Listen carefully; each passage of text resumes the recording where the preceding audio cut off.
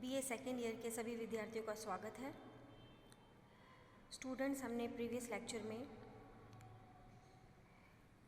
Social psychology के unit 3 से attitude या अभिवृत्ति, जिसे हम मनोवृत्ति भी कहते हैं, किसे कहते हैं तथा इसकी विशेषता क्या है, इसका अध्ययन किया। आज के अध्याय में हम अभिवृत्ति का निर्माण कैसे होता है, एटीट्यूड फॉर्मेशन कैसे होता है, इसका अध्ययन करने जा रहे हैं। विद्यार्थियों, जैसा कि मैं पहले बता चुकी हूँ, मनोवृत्ति या एटीट्यूड 3 संगठकों या 3 फैक्टर्स, जिसे हम ABC कहते हैं, अफेक्टिव, बिहेवियरल और कॉग्निटिव, संज्ञानात्मक घटक, भावात्मक घटक तथा व्यवहारात्मक घटक का एक संगठित और स्थायी तंत्र है। ये तीनों संगठक या तीनों जो फैक्टर्स हैं, जब व्यवहार में होते हैं और व्यक्ति एक खास ढंग से सोचता है और व्यवहार करता है इन तीनों संगठकों के कारण, तो उसे हम मनोवृत्ति या अभिवृत्ति कहते हैं। तो किसी व्यक्ति द्वारा किसी वस्तु या घटना के प्रति एक खास ढंग से सोचना तथा व्यवहार करने की तत्परता को ही हम अभिवृत्ति कहते हैं। अभिवृत्ति समाज द्वारा अर्जित की जाती है।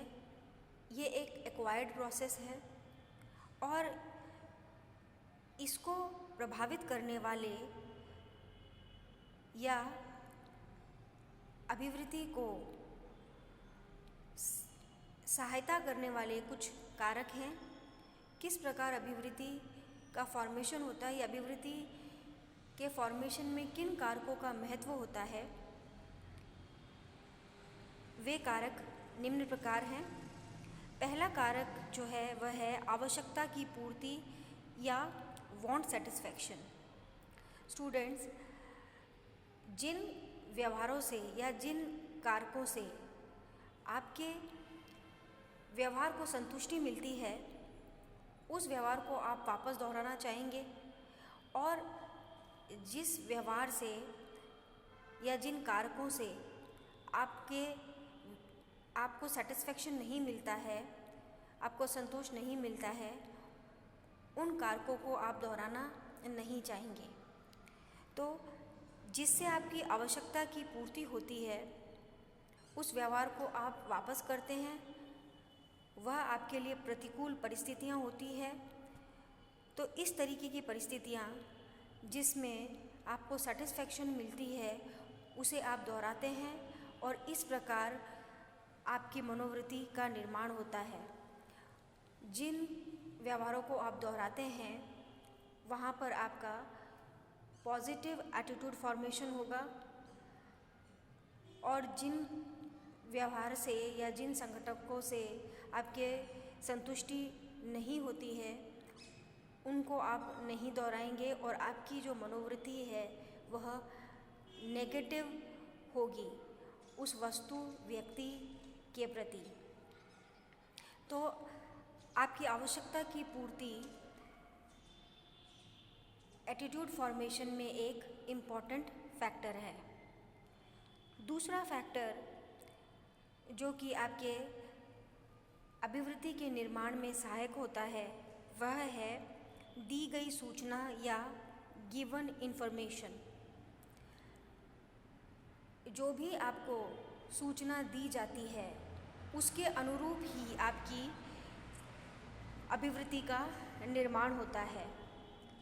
अगर आपको जो सूचनाएं प्राप्त हो रही हैं, सूचनाएं प्राप्त करने का हमारे समाज में कई तरीके का माध्यम है, जैसे कि टीवी, रेडियो या इंटरनेट फैसिलिटी, इन सब के द्वारा हमें सूचनाएं प्राप्त होती हैं। तो इन सूचनाओं के द्वारा भी हमारी अभिवृत्ति का निर्माण होता है।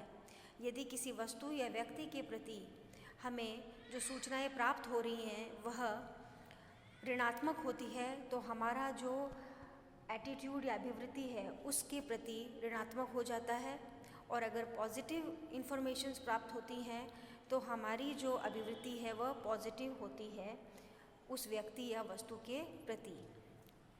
तो जो इन्फॉर्मेशंस या जो सूचनाएं हमें प्राप्त होती हैं वह एक इम्पॉर्टेंट फैक्टर है एटीट्यूड फॉर्मेशन में। तीसरा जो कारक है जिसे हम सामाजिक सीखना कहते हैं, जो कि आपकी अभिवृत्ति निर्माण में सहायक होता है, इसे हम सोशल लर्निंग भी कहते हैं।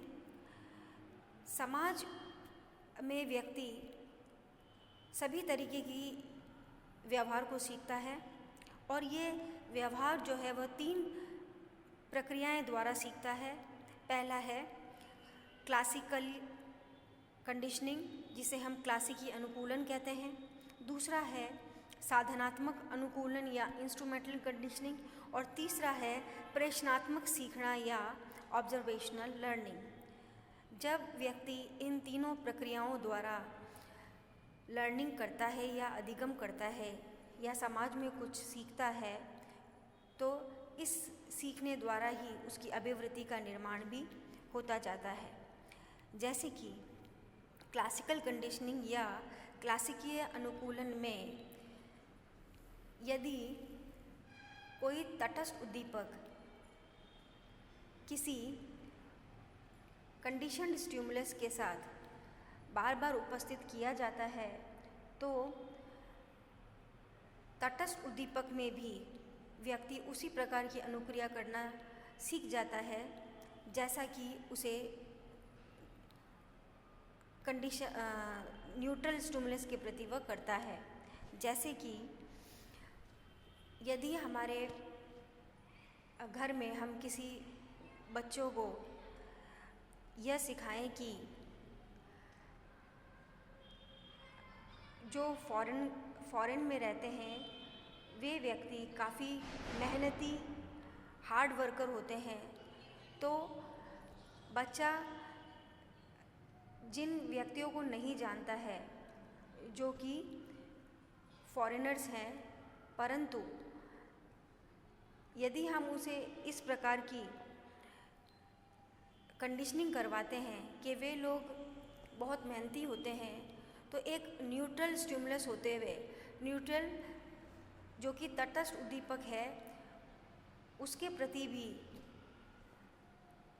बच्चा उसी प्रकार की अनुक्रिया करना लगेगा जैसा कि हमने उसे सिखाया है कि वे लेबोरियस और हार्ड वर्कर होते हैं।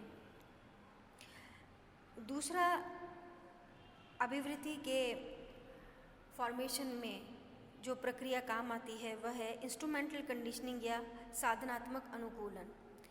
साधनात्मक अनुकूलन में जब हम व्यक्ति को कोई कार्य करने पर रिवॉर्ड देते हैं तो वह उस कार्य को दोहराता है। तो इसी प्रकार अभिवृत्ति का निर्माण भी होता है।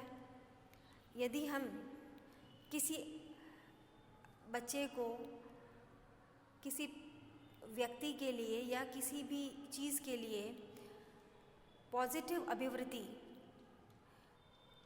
सिखाना चाहते हैं और यदि हम उसे इसके लिए रिवॉर्ड या रीइंफोर्समेंट देते हैं तो उस व्यक्ति या वस्तु के प्रति पॉजिटिव एटीट्यूड फॉर्मेशन हो जाएगा।